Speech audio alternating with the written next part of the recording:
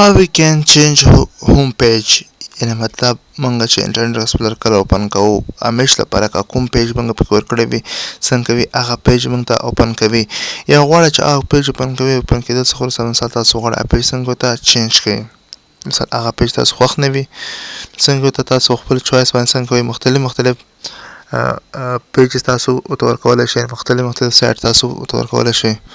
نو څنګه که مونږ راځو انټرنیټ ایکسپلور باندې رایټ کلیک رایټ کلیک څخه وروسته زموږ پراپرټیز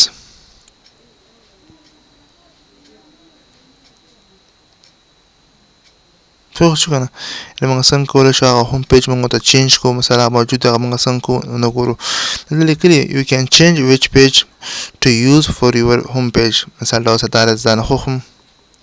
صحیح شو که نه زه ورته ورکوم مثال لکه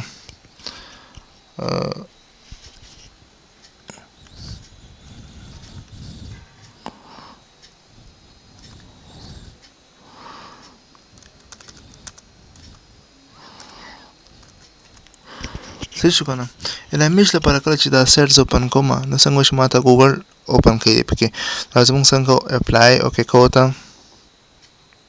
اپلای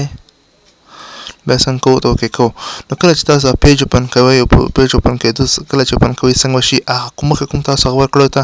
یو څنګه چې تا ته د همیش لپاره کله چې پیج اوپن کوئ څه شي google.com یعنې ګوګل پیج به څنګه کوي تاسو ته اوپن کوي